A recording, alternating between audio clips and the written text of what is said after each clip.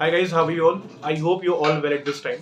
तो guys, recently अभी बंधन ने अपना न्यू म्यूचुअल फंड एक लॉन्च किया है। आज 5th ऑफ मार्च है और जस्ट आज के दिन ही बंधन ने अपना एक न्यू म्यूचुअल फंड का एनएफओ लॉन्च कर दिया है। आज की वीडियो में डिस्कशन हम ये करने वाले हैं कि जो बंधन का न्यू म्यूचुअल फंड है, इसमें आपको इन्वेस्टमेंट कितने टर्म तक के लिए करना चाहिए। अगर आप एक लॉन्ग ड्यूरेशन पॉलिसी अगर सर्च कर रहे हैं, एक लॉन्ग ड्यूरेशन अगर आप म्यूचुअल फंड सर्च कर रहे हैं, तो ये फंड आज के डेट में आप लोग के लिए काफी बेनिफिशियल रहने वाला है। क्योंकि इसका जो स्ट्रैटेजी है, जिस तरीके के पोर्टफोलियो को यूज कर रहा है ये फंड, उस फंड के पोर्टफोलियो को अंडरस्टैंड करने के बाद में ये वाकई में ये फंड भी आपको अच्छा लगेगा एंड यू विल से कि हाँ, मुझे इस फंड के अंदर इन्वेस्टमेंट करना चाहिए। तो आइए इस वीडियो को शुरू करते हैं आगे। एंड बिफोर द स्टार्ट आपसे एक रिक्वेस्ट है, अगर आप इस चैनल पे नए हैं तो please try to subscribe the channel guys and share this video with everyone, ताकि इस तरह की जो भी इन्फॉर्मेशन वीडियो है रिगार्डिंग इन्वेस्टमेंट, इंश्योरेंस, फाइनेंस, आप लोगों को टाइमली बेसिस पे मिलती रहे। And please try to subscribe the channel because whenever you subscribe the channel, we feel motivated in the next video, guys. थोड़ा बहुत भी अगर ये वीडियो का हेल्पफुल लगता है आपके और आपके फैमिली के फ्यूचर इन्वेस्टमेंट्स के हिसाब से, so please try to subscribe this channel and share this video with everyone. एक रिक्वेस्ट आपसे और है कि गाइस, प्लीज इस वीडियो को स्टार्टिंग से लेकर एंड तक जरूर देखिएगा, क्योंकि मैं जो डिस्कशन करने जा रहा हूँ इस फंड के बारे में, मैं पूरा डेटा आप लोगों के सामने एक्सप्लेन करने जा रहा हूँ। तो अपना हार्ड एंड मनी अगर आप इन्वेस्ट कर रहे हैं तो एटलीस्ट आपको 10 मिनट्स टाइम देना पड़ेगा इस वीडियो को, ताकि आप ये अंडरस्टैंड कर सके कि इस फंड के अंदर क्या क्या फीचर्स आपको मिलते हैं, कितने समय के लिए आपको इसके अंदर इन्वेस्टमेंट करना चाहिए और वाकई में इन्वेस्टमेंट करना भी चाहिए कि नहीं करना चाहिए। So please try to watch this video till 10 minutes. 10 minutes के अंदर एटलीस्ट आपको ये क्लियर हो जाएगा कि मुझे इस फंड के अंदर इन्वेस्ट करना चाहिए कि नहीं करना चाहिए। ऑलराइट, सबसे पहले अगर हम इसके पीपीटी के ऊपर डिस्कशन करें, ऑलरेडी मैंने इस फंड के ऊपर पीपीटी क्रिएट किया हुआ है आप लोग के लिए, ताकि मैं जो भी इंफॉर्मेशन है आप लोग को स्टेप बाय स्टेप इस फंड के बारे में प्रॉपर्ली बता सकूं। तो जो फंड है उस फंड का नाम है बंधन लॉन्ग ड्यूरेशन फंड। अगर हम इस फंड की बात करते हैं तो ये फंड उन लोगों के लिए बहुत बेनिफिशियल है जो लोग अभी तक अपनी एफडीज, आरडी और बैंक डिपॉजिट करते आ रहे हैं।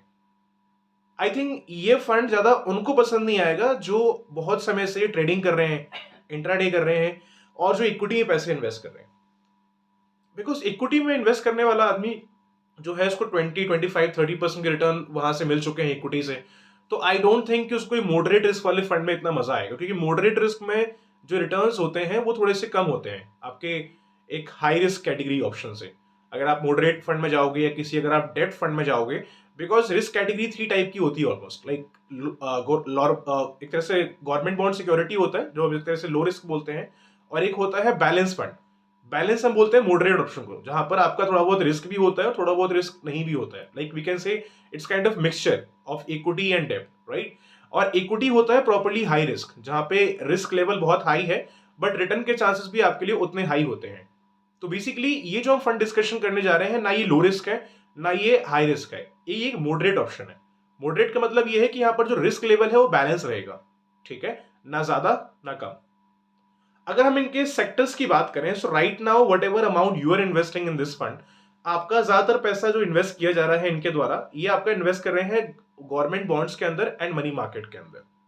तो इक्विटी का तो ऑब्वियसली सी बात है, नामो निशान यहाँ पे मोस्टली नहीं रहना चाहिए, क्योंकि इक्विटी नहीं है। मतलब equity in the sense what we call, अगर हम लॉन्ग टर्म के हिसाब से अगर इन्वेस्टमेंट कर रहे हैं मार्केट के अंदर, राइट, अगर हम हाई रिस्क में जा रहे हैं तो वहां पर इक्विटी लेवल बहुत हाई का रहता है। बट अगर अपनी इन्वेस्टमेंट को अगर आप डेब्ट में करते हैं या मनी मार्केट में करते हैं, तो इक्विटी बहुत ना के बराबर उन फंड्स के अंदर अवेलेबल होता है। तो जैसे कि यहाँ पे चेक कर पाते हैं, यहाँ पे मोस्टली जब इन्होंने रेशियो यूज किया है इस फंड के अंदर, वो डेब्ट का है एंड मनी मार्केट का है। So whatever amount you're investing, your money is going to invest in money securities and government bonds. Alright, apart from this, अगर हम इस एनएफओ के स्टार्टिंग डेट की अगर बात करें तो आज 5th ऑफ मार्च है और जस्ट रिसेंटली बंधन का ये जो एनएफओ है जस्ट आज ही लॉन्च हुआ है। अगर हम इस एनएफओ के अगर लास्ट डेट की बात करें तो इसका लास्ट डेट के बहुत समय, अगर आप थोड़ा लॉन्ग ड्यूरेशन के बाद इन्वेस्टमेंट करना चाहते हैं, बिकॉज देर आर पीपल जो स्टार्टिंग टाइम में इन्वेस्टमेंट नहीं कर पाते हैं, बहुत सारे रीजन होते हैं, किसी की सैलरी नहीं आई है, किसी के पास अमाउंट एग्जैक्टली उस टाइम पे अवेलेबल नहीं है, तो कुछ एनएफओ के अंदर हमें टाइम थोड़ा सा कम समय का मिलता है। बट इस एनएफओ में अगर हम टाइम पीरियड की बात करें तो ये 5th ऑफ मार्च को लॉन्च हो रहा है, जो कि 5th मार्च आज है, तो ये लॉन्च हो चुका है। और जो इस एनएफओ की लास्ट डेट है परचेज करने की, वो है 18th ऑफ मार्च। मतलब 18th मार्च तक आप इसको एज अ एनएफओ अप्लाई कर सकते हैं। आफ्टर द अप्लाइंग, इसका जो अलॉटमेंट आप लोग को मिलेगा वो 20th से अलॉटमेंट मिलना शुरू हो जाएगा। चाहे आपने 5 तारीख को किया हो, चाहे आपने 8 को किया है, 10 को किया है, 12 को किया है, 15 को किया है, जिस भी दिन आपने किया है, अलॉटमेंट आपको 20 तारीख से इसका मिलना शुरू हो जाएगा। ऑलराइट, अगर हम इसके एनएवी की बात करें तो ऑब्वियसली सी बात है, जो भी हम मोस्टली एनएफओ परचेज करते हैं उसमें जो एनएवी का प्राइस होता है वो 10 रुपीज के हिसाब से ही होता है। तो इसका जो भी एनएवी का प्राइस है that is again same 10 rupees something. अपना जो अमाउंट आप इन्वेस्ट कर रहे हैं, एक एनएवी का जो प्राइस है आप लोग को यहाँ पे 10 रुपीज के हिसाब से पड़ेगा। अगर हम इसमें अनदर फीचर्स की बात करें तो इसमें इन्वेस्टमेंट अमाउंट जो रहेगा आप लोग का, अगर आप एक एसआईपी की फॉर्म में अगर इन्वेस्टमेंट करना चाहते हैं तो इस 100 रुपीज से आप इसको चालू कर सकते हैं। और अगर एक लमसम अमाउंट फिगर में आप स्टार्ट करना चाहते हैं इसको, तो कम से कम आपको 1000 रुपीज अमाउंट पे करना होगा। I'm अगेन रिपीटिंग, अगर आपको एसआईपी की फॉर्म में करना है तो वी हैव टू पे एटलीस्ट मिनिमम 100 रुपीज, और अगर आपको लमसम फॉर्म में अगर इन्वेस्ट करना है तो 1000 रुपीज समथिंग से आप इसको स्टार्ट कर सकते हैं। बात कर लेते हैं इसके हम एंट्री और एग्जिट लोड की। It is very important part. अगर आप कोई भी अगर सेविंग्स करते हो तो देखो, लिक्विडिटी हर किसी को चाहिए आज के डेट में। आपने प्लान तो कर लिया अभी मुझे 15 साल के लिए पैसा रखना है, 20 साल के लिए पैसा रखना है, 10 साल के लिए रखना है, बट आपको ये चीज अंडरस्टैंड करना जरूरी है कि अगर आप प्लान लॉन्ग टर्म लेते हैं तो थोड़ा बहुत आपको उसके पहले पैसे की जरूरत पड़ सकता है, बिकॉज इमरजेंसी कभी भी आ सकती है अमाउंट के लिए। So we should have a liquidity in our plans, in our funds. तो जो भी आप फंड परचेज करते हो वहां पे लिक्विडिटी तो आपको लेना ही लेना चाहिए। तो हम जिस फंड का डिस्कशन करने जा रहे हैं इसमें लिक्विडिटी है, और लिक्विडिटी जो आप अपना पैसा निकालोगे इसमें जो एग्जिट लोड है इस टाइम पे दैट इज शून्य। मतलब आपको इसके लिए कोई भी चार्ज पे नहीं करना होगा। अपना जो अमाउंट आप विड्रॉ करने जा रहे हैं, मान लो आपको 1 साल के बाद ही नीड पड़ गया पैसे का, 2 साल के बाद ही पैसे का नीड पड़ गया है, तो आप इसको पैसा निकाल सकते हैं जो भी आपका उस टाइम पे वैल्यू बना हुआ है। तो इसके ऊपर कोई एग्जिट लोड नहीं है। नाउ अगर हम इनके रिटर्न्स के ऊपर आते हैं, बिकॉज वेरी इंपॉर्टेंट पार्ट, अब अगर आप कोई भी इन्वेस्टमेंट करते हैं लॉन्ग टर्म के हिसाब से, शॉर्ट टर्म के हिसाब से, राइट, तो फीचर्स और बेनिफिट थोड़ा सा अलग है और रिटर्न एक अलग है। मतलब हम ये कह सकते हैं कि रिटर्न इस साइड है और जितने भी फीचर्स एंड बेनिफिट है वो सारे के सारे इधर साइड है, रिटर्न अकेला है। तो अगर हम रिटर्न की बात करें तो इसके जैसे जो और भी फंड्स आए थे कुछ टाइम पहले, जैसे अगर मैं HDFC की बात करूं या अगर मैं आपसे SBI की बात करूं, तो HDFC का जो एक लॉन्ग ड्यूरेशन फंड आया हुआ है, अगर हम उसके रिटर्न की बात करें तो पिछले 1 ईयर के अंदर इसने जो रिटर्न प्रोवाइड किया है इट इज 10.3% समथिंग, जो इसका लास्ट 1 ईयर का रिटर्न आया हुआ है। ठीक है, अगर हम इसमें SBI की लॉन्ग ड्यूरेशन फंड की अगर बात करें तो इसने 10.5% का रिटर्न दिया है इन 1 ईयर। अगर हम एक्सिस के लॉन्ग ड्यूरेशन फंड की बात करें तो इसका 9.4% का रिटर्न आया है लास्ट 1 ईयर का। तो 10%, 9% मतलब बहुत अच्छा है, क्योंकि आप इन्वेस्टमेंट कर रहे हैं एक मॉडरेट रिस्क में। काफी लोग बोलेंगे कि मार्केट में तो इससे ज्यादा मिलता है, 15 भी मिलता है, 20 भी मिलता है, 30 भी मिलता है। तो ये आपका जो फंड है, जैसे मैंने ऑलरेडी आप लोग को बताया स्टार्टिंग में ही कि ये आपका मॉडरेट रिस्क ऑप्शन है, ये हाई रिस्क नहीं है। अगर आप हाई रिस्क में जाना चाहते हो तो पूरा पैसा इक्विटी के अंदर डाल सकते हो, आपका वो हाई रिस्क में अवेलेबल है, लेकिन उसमें उतना आपका रिस्क भी है और रिटर्न का चांस भी हाई रहेगा, लेकिन उतना हाई लेवल रिस्क भी है वहां पर। बट जो फंड का हम डिस्कशन कर रहे हैं इसमें हाई रिस्क नहीं है, ये मॉडरेट रिस्क ऑप्शन है। और ये बेसिकली फंड उनके लिए है जो लोग ऑलरेडी पहले से अपनी FD कर रहे हैं, RD कर रहे हैं, PPF में इन्वेस्टमेंट कर रहे हैं, कोई एंडोमेंट पॉलिसी में इन्वेस्टमेंट कर रहे हैं जहां पर उनको रिटर्न 6%, 5% या 7% का मिल रहा है। तो ये फंड उनके लिए बहुत फायदेमंद है, क्योंकि मैंने पहले ही बता दिया, जो आदमी इक्विटी के अंदर इन्वेस्टमेंट कर रहा है ना, वो इसमें शायद ही इन्वेस्टमेंट करेगा। करने वाले करते हैं, ऐसा नहीं है। कोई आदमी ऐसा जो कि ऑलरेडी हाई रिस्क ले चुका है, अब वो लो रिस्क लेना चाहता है, थोड़ा सा मॉडरेट उसको रिस्क चाहिए, तो करने वाले लोग इसको करते हैं, इवन उन्होंने इक्विटी किया उसके बावजूद। बट ये फंड मोस्टली उनके लिए बहुत अच्छा है जो रिस्क ज्यादा लेना नहीं चाहते हैं, जो ऑलरेडी गवर्नमेंट सिक्योरिटीज में इन्वेस्ट करने में अपना इंटरेस्ट रखते हैं, और जो लोग ऑलरेडी FD, RD, LIC वगैरह कर रहे हैं, ये फंड उनके लिए बहुत फायदेमंद है। और एक ही आपसे मेरी रिक्वेस्ट है, अगर आप इस फंड को परचेज करते हैं थोड़ा सा लॉन्ग टर्म जाने का ट्राई करना, बिकॉज लॉन्ग टर्म में फायदा होने का चांसेस बहुत ज्यादा रहता है किसी भी मार्केट लिंक फंड के अंदर।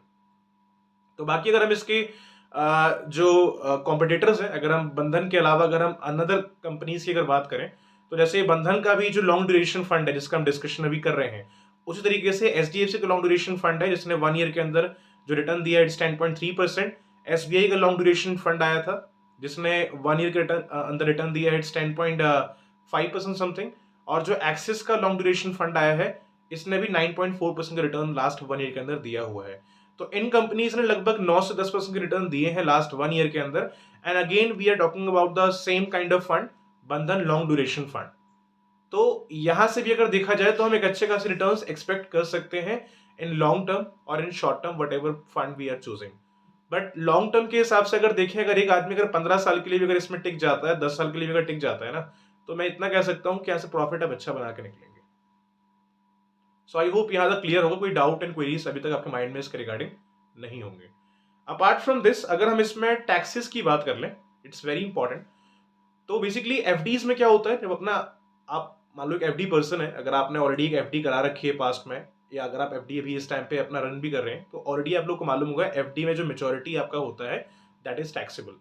मतलब आपको मेच्योरिटी के टाइम पे आप जिस भी टैक्स स्लैब के अंदर आते हैं उस टाइम पे उसमें टीडीएस कटता है, ठीक है। टीडीएस कटने के बाद में जो अमाउंट है वो आपको वापस मिलता है in FD. But whatever fund we are talking about right now, it's mutual fund. Mutual fund है तो म्यूचुअल फंड आप भी जानते हैं टैक्सेबल होता है। जो लोग ऑलरेडी इन्वेस्टमेंट करते हैं उनको मालूम होगा, बट जो लोग मेरी वीडियो को एज अ फर्स्ट टाइम देख रहे हैं, जो ऑलरेडी इन्वेस्टमेंट पहले से नहीं कर रहे हैं, वो अपना प्लानिंग कर रहे हैं कुछ समय के बाद करने का या अभी करने का जो प्लान कर रहे हैं, उनको अंडरस्टैंड करना जरूरी है कि म्यूचुअल फंड में अगर आप कोई भी फंड लेते हो तो वो टैक्सेबल ही होता है। और जिस फंड का हम डिस्कशन कर रहे हैं फिलहाल, इसमें जो मेच्योरिटी है ये भी टैक्सेबल रहेगा as per income tax slab. Alright, and that's it from my side. But फिर भी अगर आपको इस प्लान के रिगार्डिंग, इस फंड के रिगार्डिंग कोई अगर डाउट एंड क्वेरीज अगर रहते हैं, you can raise your question in the comment box. I will try to give the answer as soon as possible. And इनका जो ऑफिशियल वेबसाइट है मैं उसका आपको नाम बता देता हूँ, डायरेक्टली इनके साइट पर जाकर के इसके बारे में जो और भी इंफॉर्मेशन है उसको प्रॉपर्ली जाके चेक कर सकते हैं। साइट है www.bandhanmutual.com। अपने फोन में, अपने लैपटॉप में इसको सर्च कर सकते हैं और इस फंड के बारे में जो भी और भी इंफॉर्मेशन है प्रॉपर्ली आप सर्च कर सकते हैं, देख सकते हैं कि आपके लिए फंड वाकई में फायदेमंद है कि नहीं है। Because see, you are the investor, आप एक इन्वेस्टर हैं और मेरा काम है गाइडेंस देना। मैं डेली बेसिस पे या वीकली बेसिस पे अपने एक नए नए एनएफओस को लेके आते रहता हूँ। तो ऑब्वियसली एज ए ह्यूमन आप सारे एनएफओस परचेज तो करने वाले नहीं। अगर मैं 2 साल अगर एनएफओ की वीडियो बनाऊं, महीने में अगर मैं 10 एनएफओ की वीडियो बनाता हूं, तो ऑब्वियसली आप सारे फंड तो नहीं लोगे। तो this is my work what I am doing right now. और एज अ यूजर अगर आप अपनी एक इन्वेस्टमेंट किसी एनएफओ में करना चाहते हैं, इन्वेस्टमेंट तो सबको करना है, लोग करते ही हैं, लेकिन अगर एज अ यूजर अगर आप कोई भी इंफॉर्मेशन अगर इस वीडियो से लेते हैं, आप उसे अपने प्रोफाइल के हिसाब से चेक करो कि मुझे अगर 15 साल के लिए, 20 साल के लिए अगर इन्वेस्टमेंट करना है तो क्या वाकई में ये फंड मेरे लिए फायदेमंद होगा कि नहीं होगा। क्योंकि हर फंड सबके लिए अच्छे हो वो इंपॉर्टेंट नहीं है। अगर मान लो मैं बंधन का अगर वीडियो इस टाइम पे अगर देख रहा हूं, तो ऐसा नहीं है कि ये फंड सबके लिए अच्छा होगा। किसी का गोल है कि मुझे शॉर्ट टर्म में अच्छा रिटर्न बनाना है, तो वाकई उनके लिए अच्छा नहीं है। किसी का गोल है कि मुझे 20% रिटर्न बनाना है इक्विटी से, तो ये फंड उनके लिए अच्छा नहीं है। किसी का गोल ये है कि मेरे को एक टैक्स फ्री मेच्योरिटी चाहिए है, तो उनके लिए म्यूचुअल फंड बेटर नहीं है। आई थिंक दैट उनके लिए फिर यूलिप बेटर है। तो हर किसी का रिक्वायरमेंट अलग अलग होता है और उनके फ्यूचर गोल्स अलग अलग होते हैं। So before the doing this investment आप इनकी साइट पे एक बार जाएं, प्रॉपर्ली इन्फॉर्मेशन डेटा इनका चेक करें। इफ यू फील कि हाँ ये फंड वाकई में आपके लिए फायदेमंद है, then you can go with this fund. और ये फंड उनके लिए, अगर मैं आपको अपने एंड से अगर बताऊं, अपने personal opinion as per my experience, तो ये फंड उनके लिए काफी फायदेमंद है जो इस टाइम पे एफडी, आरडीज, एंडोमेंट पॉलिसीज वगैरह कर रहे हैं।